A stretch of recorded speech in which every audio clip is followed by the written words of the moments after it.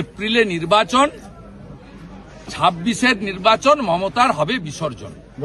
অত্যাচার করেছে, জোর করে ধর্ম পরিবর্তন করেছে, মন্দির ভেঙেছে, মা বোনেদের ইজ্জত লুটেছে। সে কি করেছে আমার জানার দরকার। দেখুন, যারা ইসলাম মানেন তারা মসজিদ বানাবেন, হিন্দুরা মন্দির বানাবে, খ্রিস্ট ধর্ম যারা মানেন তারা গির্জা চার্চ বানাবেন, শিখ যারা তারা গুরুদ্বারা বানাবেন, এতে আপত্তি নেই। কিন্তু নামকরণে আপত্তি আছে। নামকরণে আপত্তি আছে। মোগল পাঠানরা ভারত দখল করতে এসেছিল, অত্যাচার করেছে, জোর করে ধর্ম পরিবর্তন করেছে, মন্দির ভেঙেছে, মা বোনেদের ইজ্জত লুটেছে।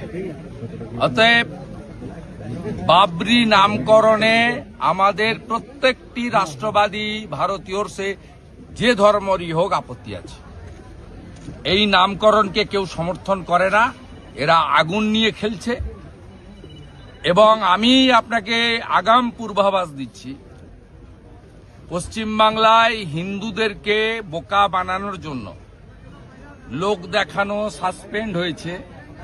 আগামীকাল এই বিতর্কিত নামে বিতর্কিত একটি ডেটে ঠিক করে শিলান্যাস মমতা ব্যানার্জির পুলিশ করতে দেবে। আমি আপনাকে ভিতরের খবর বলে গেলাম, মমতা ব্যানার্জির মুখ আর মুখোশ দুটো আলাদা, আপনি মিলিয়ে নেবেন কালকে এতটার সময়।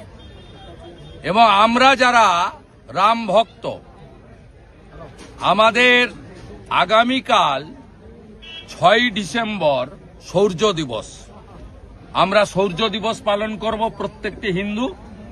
এবং আগামীকালকে কলকাতাতে শৌর্য দিবস পালনে অংশগ্রহণ করব।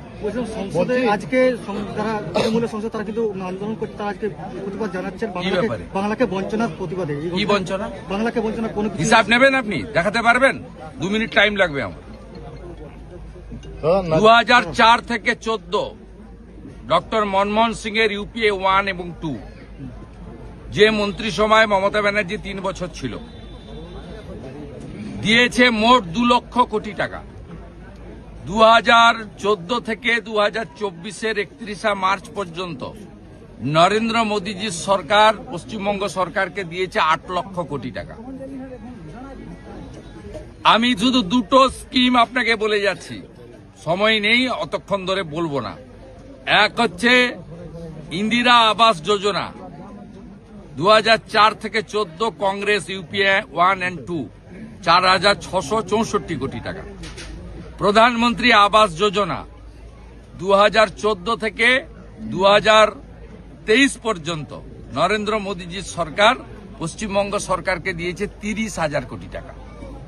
মানরেগা এত চুরি করেছে, ধরা পড়েছে চোর। 2004 থেকে 14 454 কোটি টাকা। 2014 থেকে 2022 এর পরে চুরি ধরার পরে তদন্ত চলছে। তদন্ত শেষ হলে, চোরেদের কাছ থেকে টাকা উসুল হলে আবার যথাবিধি নিয়মে প্রকৃত জব কার্ড হোল্ডাররা কাজ পাবেন।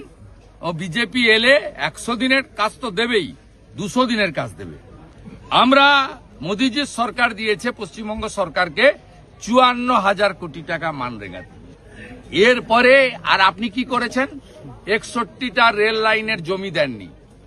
আলিপুরদুয়ারে পরিবর্তন সংকল্প সভায় নরেন্দ্র মোদী বলেছেন, জমি দিন 91,000 কোটি টাকা আমার কাছে আছে, আমি 61টা নতুন rail line, double line, broad gauge line করতে চাই পশ্চিমবঙ্গে। কি করেছেন আপনি?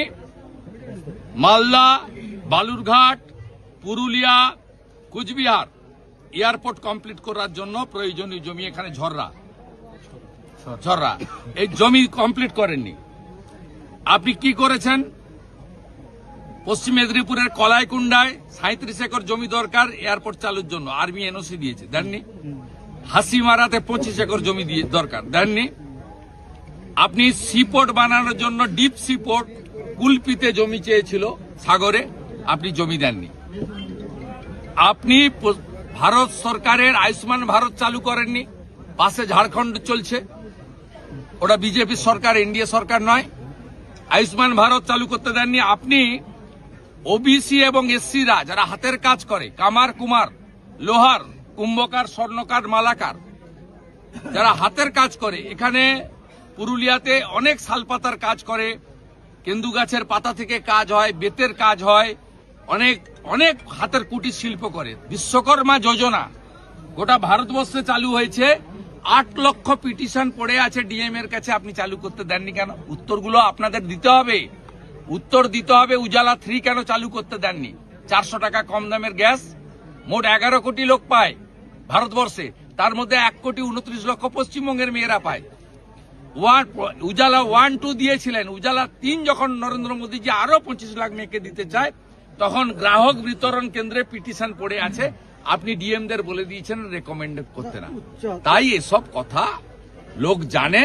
এপ্রিলে নির্বাচন, 26-এর নির্বাচন, মমতার হবে বিসর্জন, কিচ্ছু করতে পারবে না। পুরুলিয়ার কোন গ্রামে যুবকরা নেই, তারা উড়িষ্যা, বিহার, ঝাড়খণ্ড চলে গেছে। রেল স্টেশনে গিয়ে ছবি দেখাবেন কি অবস্থা যুবকদের। এই পুরুলিয়া জেলার কোন গ্রামে যুবক নেই, সব চলে গেছে 8-10 হাজার টাকার জন্য বাইরের রাজ্যে, সব রাজ্যে। প্রাথমিক একটা রায় দিয়েছে, সেখানে উচ্চ আদালতে প্রাথমিক রায় পরে হবে। পুরুলিয়াতে জল নেই কেন? পুরুলিয়াতে গ্রামে গ্রামে জল নেই কেন? পাহাড় বেচে দিয়েছেন। আগে তো বালি আর কয়লা তো গেছেই, পাহাড়গুলোও বেচে দিয়েছেন। উচ্চ আদালতের রায় দিয়েছে, প্রাথমিকে রাতে বহাল থাকার জন্য নির্দেশ দিয়েছে। উচ্চ আদালতে প্রাথমিকে বহাল থাকার জন্য নির্দেশ দিয়েছে, সেটা হচ্ছে। আর অন্যদিকে এসএসসির ক্ষেত্রে একটা আলাদা রায় দিয়েছে। দুটোর মধ্যে আমি আপনাকে বলি, মানবিক রায় বলছেন, কোর্ট আইন মেনে চলা উচিত, কোর্ট ধারণায় হওয়া উচিত না। এই ডিভিশন বেঞ্চের রায় ত্রুটিযুক্ত রায়, কি হবে আমি জানি না। ত্রুটিযুক্ত রায় বলেছে, পদ্ধতিগত ত্রুটি আছে, কিন্তু আমরা পরিবারের দিকে তাকিয়ে করলাম। এবারে যারা ভিকটিম তারা বলতে পারবে। ন্যায্য ভোটারের ফর্ম নিয়ে যাচ্ছে, ভুয়ো ভোটাররা এসআইআর ফর্ম, নাকাশিপাড়ার ঘটনা কি বলবেন? সব জায়গায় বিএলওদেরকে জোর করে এগুলো করাচ্ছে। ব্রিগেডে 5 লক্ষ কণ্ঠে গীতা পাঠ।